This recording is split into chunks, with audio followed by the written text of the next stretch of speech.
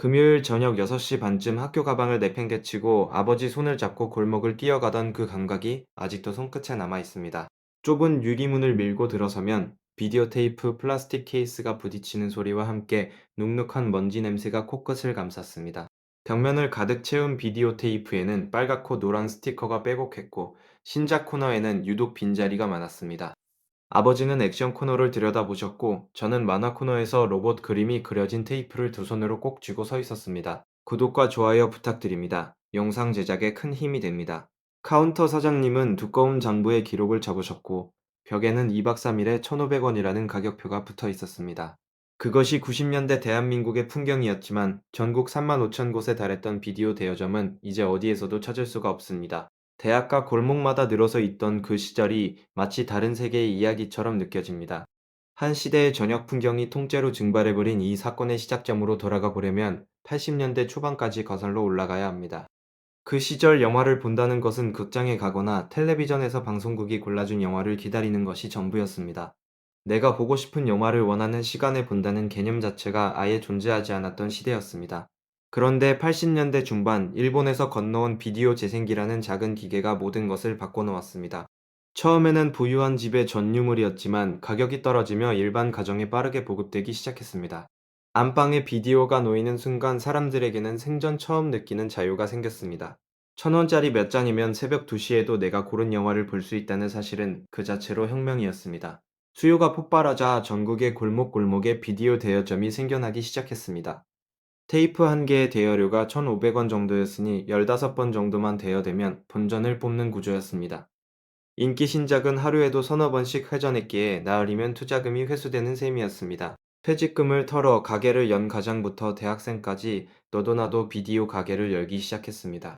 90년대 초반 전국의 대여점 수는 3만 곳을 돌파했고 아파트 상가마다 약국 옆에 비디오 가게가 있는 게 당연했습니다. 비디오 가게는 단순히 테이프를 빌리는 곳을 넘어 동네의 사랑방 역할을 했습니다. 아이들은 바닥에 앉아 만화 표지를 구경했고 어른들은 신작 코너에서 사장님에게 추천을 부탁했습니다. 사장님은 손님의 취향을 기억했다가 정확한 영화를 내미는 어떤 알고리즘보다 뛰어난 평론가였습니다.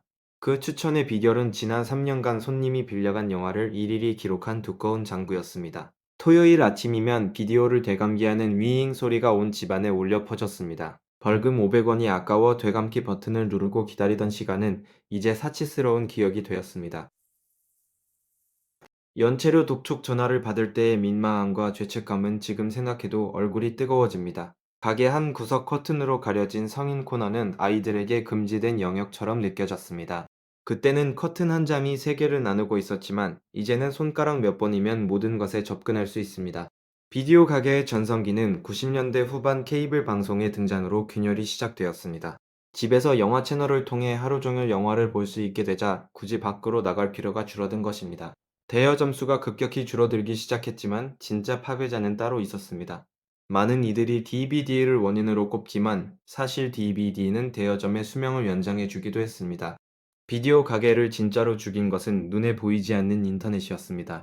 대한민국 전역에 깔린 초고속 인터넷은 비디오 가게의 무덤을 파는 속도가 되었습니다. 파일 공유 프로그램으로 컴퓨터 앞에 앉아 공짜로 영화를 내려받는 유혹은 강력했습니다. 돈을 내고 빌리러 갈 이유가 사라지자 불과 10년 만에 대여점의 77%가 증발했습니다. 매일 저녁 전국 어딘가에서 비디오 가게의 셔터가 내려갔습니다. 비디오 5개 만 원이라는 안내문과 함께 신작들이 골판지 상자에 담겨 헐값에 팔려 나갔습니다. 한 시대의 장례식 같았던 그 풍경 속에서 사장님들은 재고를 고물상에 넘기며 불을 껐습니다. 여기서 잠시 미국 벼락버스터와 넷플릭스의 이야기를 해보겠습니다. 전 세계 9천 개 매장을 거느린 벼락버스터에 무명의 넷플릭스가 회사를 사달라고 제안했습니다. 벨록버스터 경영진은 우편 배달 사업이라는 말에 그 제안을 비웃으며 거절했습니다. 10년 후 벨록버스터는 파산했고 넷플릭스는 지구상에서 가장 강력한 영상 플랫폼이 되었습니다. 2025년 기준 한국 인구의 4분의 1이 매달 넷플릭스를 이용하며 3만 5천 곳의 비디오 가게를 대신하고 있습니다. 이 역사적인 실수는 기술의 발전뿐만 아니라 우리가 놓친 많은 것들을 생각하게 합니다. 비디오 가게가 사라지며 가족이 함께 걸어서 영화를 고르던 그 시간도 사라졌습니다. 골목을 걸으며 나누던 대화와 가게 안에서 형제끼리 실랑이 하던 그 소란도 사라졌습니다. 영화를 보기 전 불을 끄고 나란히 앉던 의식 대신 이제는 각자의 방에서 각자의 화면을 봅니다. 수만 편의 영화가 펼쳐지지만 옆 사람의 체온이나 사장님의 친절한 목소리는 더 이상 들리지 않습니다. 선택지가 무한해진 대신 테이프 한 개를 진지하게 고르던 선택의 무게가 사라졌습니다. 돈을 냈기에 재미없어도 끝까지 보던 그 예의는 5분 만에 넘겨버리는 가벼움으로 바뀌었습니다. 동네 서점, 사진관, 음반 가게의 소멸은 물리적으로 만지고 소유하는 감각의 소멸이기도 합니다. 모든 것이 화면 속으로 들어갔지만 금요일 저녁 골목을 걷던 두근거림은 그곳에 없습니다. 비디오 대여업은 이제 지구상에서 사실상 소멸한 업종이 되었습니다. 그런데 최근 일부 공간에서 비디오 테이프를 전시하고 판매하는 흥미로운 현상이 나타나고 있습니다. 사람들은 테이프 자체가 아니라 그곳에 묻어있는 아버지와 걷던 시간을 찾는 것일지도 모릅니다. 되감기 버튼을 누르고 위잉 소리를 들으며 기다리던 그 느린 시간을 말입니다. 하지만 그 시간은 아무리 노력해도 되감기가 되지 않습니다. 비디오 가게의 독특한 냄새와 사장님의 웃음 연체료 때문에 뛰어가던 발걸음을 기억하시나요? 그 선명하던 화면도 세월이 흐르며 점점 번지고 흐려지고 있습니다. 우리가 정말 되감고 싶은 것은 테이프를 함께 보던 그 저녁 시간 그 자체일 것입니다. 스마트폰은 커지고 있지만 그 화면을 함께 들여다보는 얼굴은 점점 줄어들고 있습니다. 여러분의 기억 속 비디오 가게에는 어떤 풍경이 남아있는지 댓글로 들려주십시오.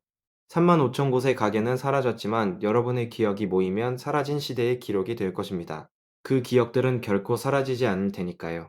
그 시절 우리는 단순히 영화를 빌린 게 아니라 추억을 빌리고 있었습니다. 가방을 던져두고 달려봤던 그 금요일의 설렘을 기억하며 오늘의 이야기를 마칩니다. 비디오 대여점의 시대는 끝났지만 우리가 함께했던 온기는 영원할 것입니다. 90년대 그 시절 우리가 가장 사랑했던 그곳을 잊지 않겠습니다. 아버지가 골라준 액션 영화 한 편에 세상을 다 얻은 것 같았던 그 밤들. 어머니가 깎아주신 사과를 먹으며 만화 영화에 빠져들었던 그 소박한 행복. 비디오 테이프가 씹혀서 연필로 필름을 돌리던 수고로움마저 그리운 오늘입니다. 3만 5천 개의 등불이 하나씩 꺼져갈 때 우리는 조금씩 혼자가 되어갔습니다. 되감기 소리는 멈췄지만 우리 마음속의 필름은 여전히 돌아가고 있습니다. 여러분의 첫 번째 비디오 대여점 이름은 무엇이었나요? 가장 먼저 빌려봤던 영화의 제목이 무엇이었는지 기억하시나요? 연체료를 깎아달라며 떼쓰던 어린 날의 자신을 만나고 싶지는 않으신가요?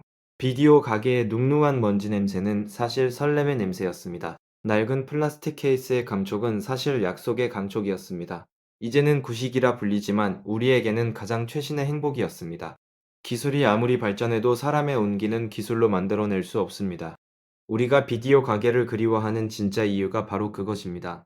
3만 5천 개의 불빛이 우리 가슴 속에 다시 켜지기를 바랍니다. 여러분의 소중한 추억을 함께 나누어 주셔서 감사합니다.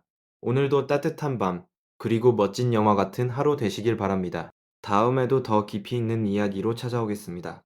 사라진 것들은 사라진 게 아니라 우리 안에 추억으로 남아 있습니다. 시청해 주셔서 감사합니다. 다음 에피소드를 기대해 주세요.